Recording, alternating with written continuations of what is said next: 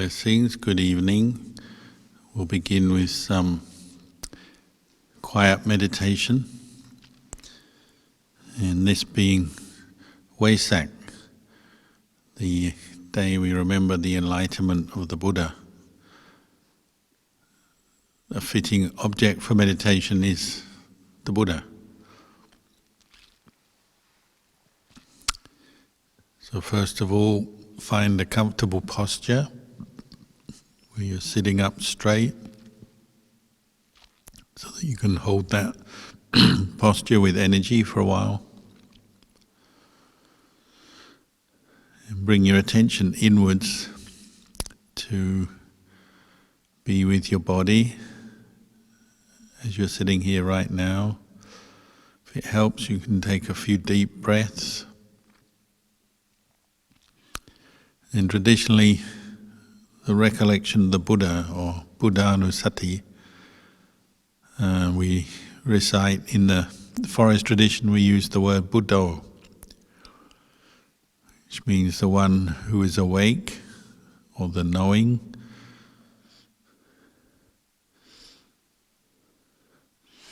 Awake, aware, knowing.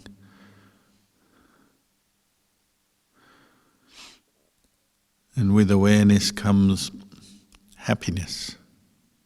Because when you're aware, suffering can't take over your mind. The reason we get caught into suffering and stress is because we lose our awareness. So the mind of the Buddha, the mind of Buddho, is awake, lucid, clear, free from suffering, so happy. These are qualities that we're all aspiring to in meditation, and every time you bring your mind to recollect the word Buddho, Buddho, Buddho, Buddho, Buddho, these qualities are coming up. Another way people recollect the Buddha is reciting the qualities of the Buddha, such as in the chant, Itipiso Bhagava Arahang Sama Sambuddho. So expanding just a single word recitation of Buddha to reciting the whole Pali chant. These are just two examples of how to practice meditation recollecting the Buddha. Another one would also be visualizing the Buddha. Perhaps from a picture or a statue that you find peaceful, inspiring, and you remember the visual image of the Buddha from that picture or that statue. And hold it in your mind.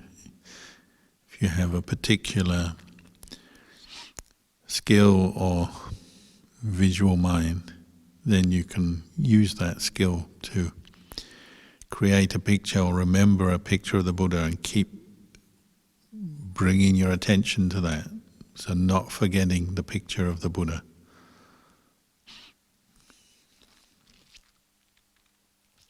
So this practice we call Buddhanusati. Sati means being mindful, keeping in mind, not forgetting. And in this case it's not forgetting the Buddha. And some people I know, they practice this all day long.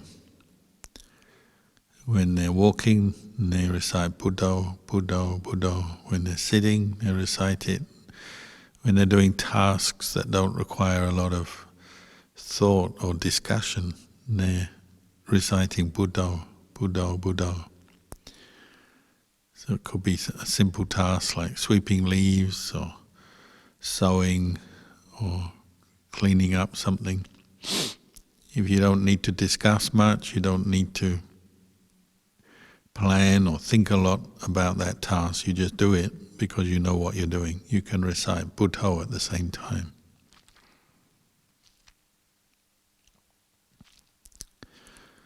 So you might call this a technique of samatha meditation, to bring up mindfulness over and over again, recollecting the Buddha, to help you overcome the 5 hindrances to samadhi: sensual desire, ill will, sloth and torpor, drowsiness, restlessness and worry, and skeptical doubt. When you forget the Buddha, and then the hindrances flood your mind, and you won't be very peaceful or aware or mindful at that time. When you re-establish your mindfulness on the Buddha, whether it's the recitation or the visualization, then the hindrances fade away.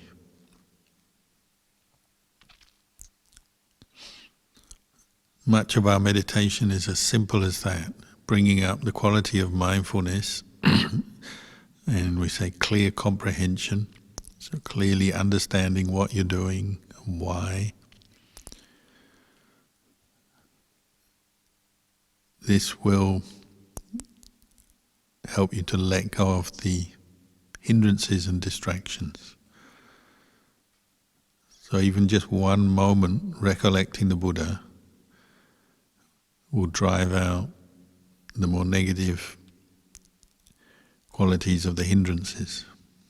Many moments recollecting the Buddha will drive out the hindrances on many occasions, until eventually the aim is to have stability of mind, constant state of mindfulness, or what we call samadhi. And when you practice to the point where your mind becomes one-pointed, samadhi arises. You're knowing the mind from moment to moment to moment, having used your recollection of the Buddha to bring up that awareness, that mindfulness. So it requires many qualities such as determination and effort and some wisdom, because you need to see what the obstacles are and how to overcome them. See the value of what you're doing, remind yourself of that. But when you're successful, mindfulness will bring you samadhi. When samadhi arises, you can deepen your wisdom by investigating the truth of your body and mind, such as the truth of impermanence, and observe the impermanent changing nature of your body, changing nature of the mind, because you're now calm, peaceful, one-pointed. When you practice reciting Buddha, you'll find when the mind becomes peaceful, truly peaceful, and mindfulness is established, you won't need Buddha anymore, because Buddha becomes too coarse for your mind to hold on to. You won't need it because your awareness is established. But having heard that, many people will try to drop the recitation of Buddha very quickly, partly because they want to feel that they've achieved success and they've attained a state of samadhi where they no longer need Buddha, partly because they're impatient, partly because they're tired of reciting Buddha, because it can be quite tiring, especially when you're new to the practice.